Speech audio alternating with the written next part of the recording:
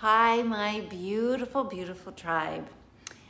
I am here in Paris. It's been quite a tremendous life-changing week for me because, as you know from previous posts, that my beautiful and inspirational mom, who's had quite an epic life and was just a person that everyone remembered if they had the good fortune to meet her, has passed from her earthly body, and now she is no longer with me in this earthly plane. So it's such an interesting experience going through all the changes that her passing had brought about. I mean, on every level, I'm at peace and I'm excited that she's with my father, she's with her family, she is out of her frustrations because my mom was extremely vibrant and creative and lively, never sick,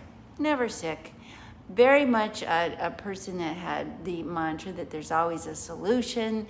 And so many things you hear from me, I've learned from her. There's always a solution, always trust your vibes, expect good things, ask for help. Your angels and guides will help you.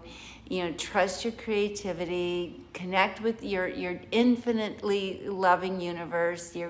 You're loved, you're beautiful, you're creative, you're everything that I've shared in my books definitely was in something that I learned from her from the time I was little.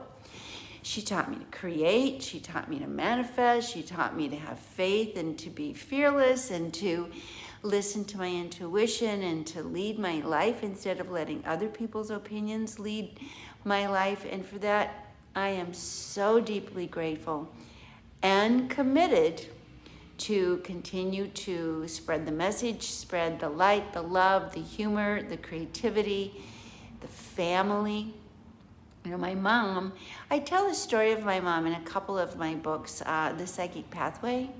She had quite a challenging episode in life by losing her family during World War II, being in a German work camp, losing her hearing, being very sick, marrying my dad very young, coming to a foreign country, not speaking the language, not having traditional education because he didn't have the proper papers for her to finish her education, and yet she was truly invincible.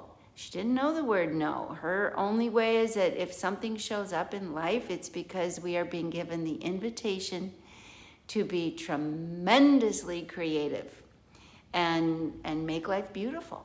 She was beautiful. She dressed really in that old school elegance where every single day of her life she got up, put on makeup, put on beautiful clothes that she sewed herself. She lived in an apartment that she designed herself. She was on the walls with photographs and paintings that she painted herself, all self-taught. And so I had the benefit and the joy of having a mother who was devoted, just devoted to making life beautiful. And no matter what it gave you, to not dwell on the past, to live in the moment.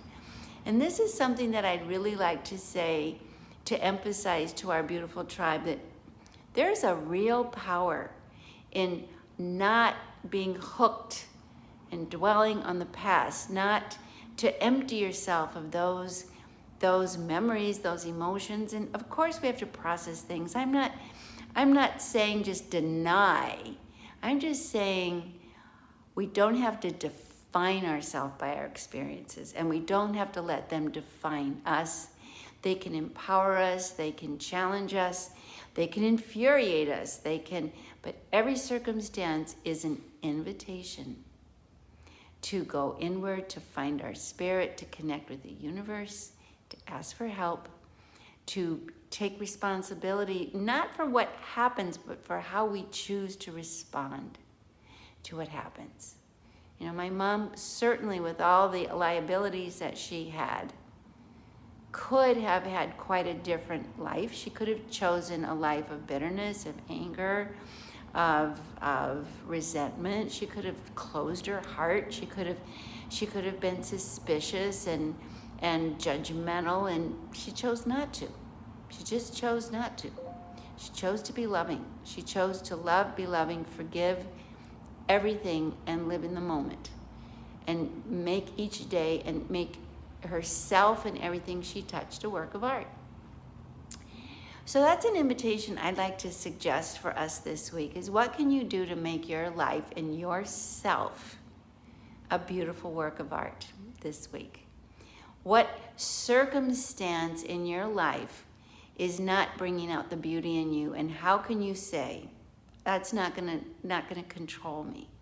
I'm not gonna let this disappointment or this obstacle or this experience take away my joy, close my heart, take away my freedom, take away my connection with the universe, and take away my expectation that life is good. So maybe you can make yourself a work of art. Maybe you make yourself absolutely beautiful. And the biggest and most beautifying aspect of how we can make that happen is to just smile. And smile not from the fake self, but from the heart. Just smile. Just smile at life. And Louise Hay, who is another dear friend of mine and with whom I share a birthday, actually, October 8th, she had a mantra, and she wrote about this, where she said, life loves you. And my mom also felt that. Life loves you. So let yourself be loved. Focus on that I am loved. Focus on the ways in which you feel loved. Walking through Paris today, I felt loved. I used to walk through Paris with my mom, and she just would stop like a child at every window and just stare in awe at the beauty and the fabric and the clothing and the perfumes and the flower markets and the food market. She'd be like, oh, look. And I really love that I got that same wonder that creates a wonderful life. So look around and look at your house, your surroundings, your clothes, and your choices. And I invite you to choose beautiful this week. Choose beautiful. My mother used to say, dress well because you dress the Holy Spirit in you. So dress it appropriately. Put on colors that make your spirit feel happy and bright. Put on moisture so your skin is soft. Put on a beautiful smile. Make your hair look nice, and look in that mirror and say, I'm a beautiful creation. Just a beautiful creation. God created something wonderful in me, and I'm going to enjoy myself this day.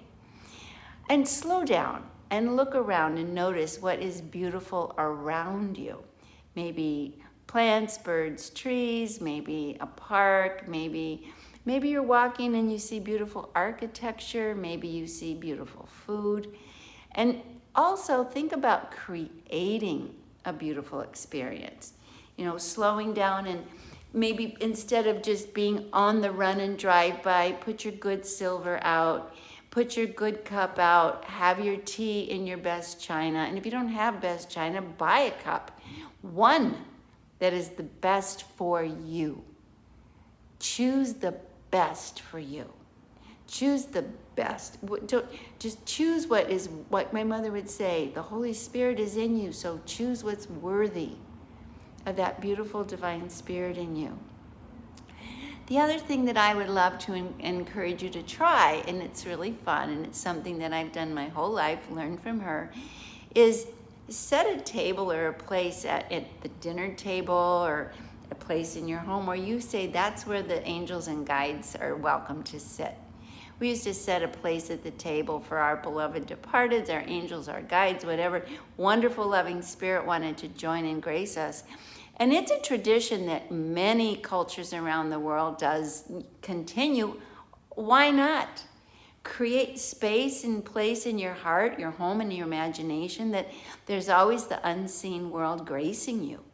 There's always the unseen world bringing you beautiful blessings and joy and grace and wonder and surprises and beauty and being a grateful and appreciative person who really values beauty is something that you can do for your spirit that will bring in more and more joy to your life. So that's my message this week. I'm at peace with my mom. I'm at peace with my circumstances. I am so at peace with her spirit being will continue to live on. And I send you so much love and encouragement to let your life be a work of art. That's what she taught me. And that's what I share and have shared with the world ever since I remember. Okay, my beautiful, loving tribe, all my love. See you next week.